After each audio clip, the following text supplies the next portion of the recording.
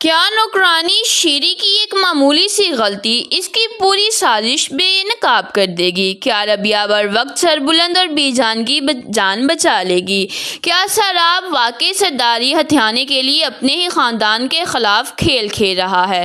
اور کیا ربیہ کی سمجھداری اس خطرناک کھیل کا رخ بدل دے گی؟ ناظرین، آج کی قسط میں ایک ایسا راز سامنے آنے والا ہے جو پوری کہانی کو نئی سمت دے دے گا، اس لیے ویڈیو کو آخر تک ضرور دیکھیے گا۔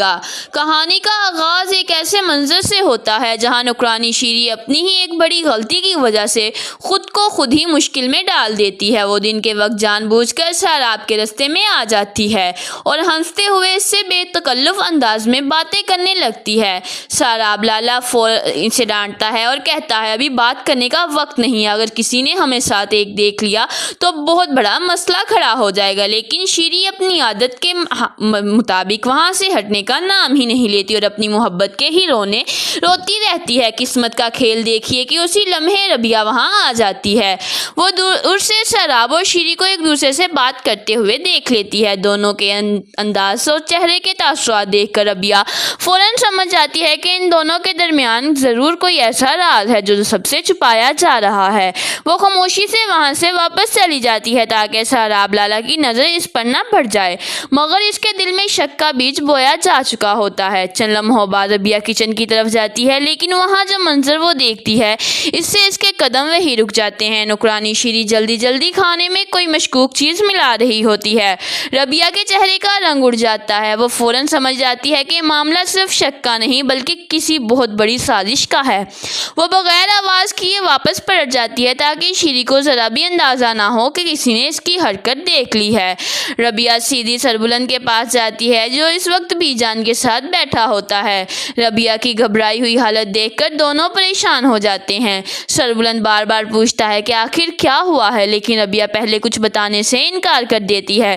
پھر وہ دونوں سے وعدہ لیتی ہے کہ وہ اس بات کا ذکر کسی کے سامنے نہیں کریں گے اور نہ ہی کسی پر فوراً شک ظاہر کریں گے۔ جب سربلند اسے یقین دلاتا ہے تو ربیہ دھیرے سے ساری حقیقت بیان کرتی ہے۔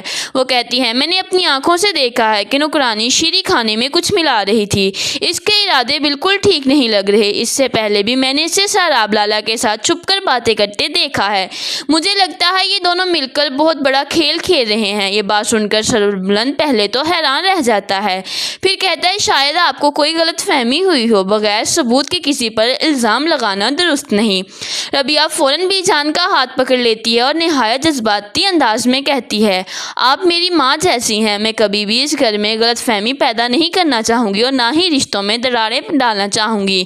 میں نے جو اپنی آنکھوں سے دیکھا صرف وہی آپ لوگوں کو بتایا ہے۔ آپ سب نے مجھے عزت دی ہے، اس لیے میں اپنی ذمہ داری پوری کر رہی ہوں۔ ربیہ کی سچی باتیں سن کر سربلند اور بی جان دونوں گہری سوچ میں ڈوب جاتے ہیں۔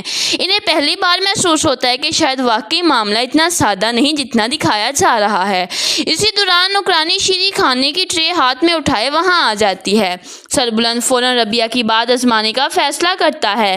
وہ بڑی چالاکی سے کہتا ہے بی جان کو آج بھوک نہیں ہے، اس لیے کھانا واپس لے جاؤ۔ یہ سن کر شیری گھبرا جاتی ہے۔ وہ فوراً کہتی ہے یہ کھانا صرف بی جان کے لیے نہیں، آپ سب کے لیے بنایا ہے۔ اتنے میں ربیہ بھی کہہ دیتی ہے مجھے بھی بھوک نہیں ہے۔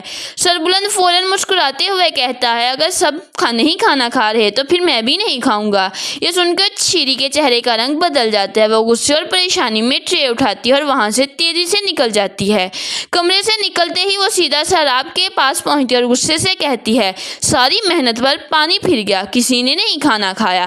مجھے پورا یقین ہے اس نئی لڑکی ربیہ نے سب کچھ خراب کر رکھا ہے۔ سیراب پہلے چند لمحے خاموش رہتا ہے، پھر دانت پیستے ہوئے کہتا ہے فکر مت کرو، اگر ربیہ ہمارے راستے کی رکاوٹ بنی تو اس کا بھی بندوبست کر دیا جائے گا۔ لیکن انہیں نہیں معلوم ہوتا کہ دور کھڑا سربلند ان دونوں کی ساری گفتگو سن رہا ہے۔ اب اسے پہلی بار احساس ہوتا ہے کہ ربیہ نے جو کچھ کہا تھا وہ سچ کہا تھا۔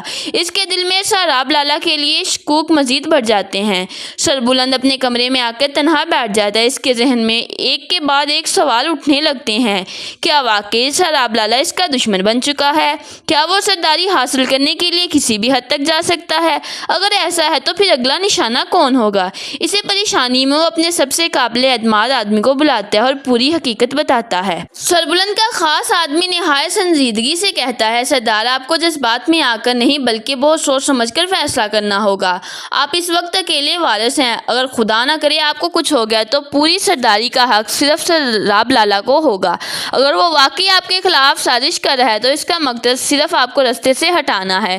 یہ الفاظ سن کر سربلند کے ہوش اڑ جاتے ہیں۔ اب اس کے سامنے تصویر بالکل صاف ہے، اس سے یقین ہو جاتا ہے کہ ربیہ نے جو کچھ بتایا تھا وہ حقیقت تھی، کوئی غلط فہمی نہیں۔ لیکن سربلند جلد بازی میں کوئی قدم اٹھانا نہیں چاہتا۔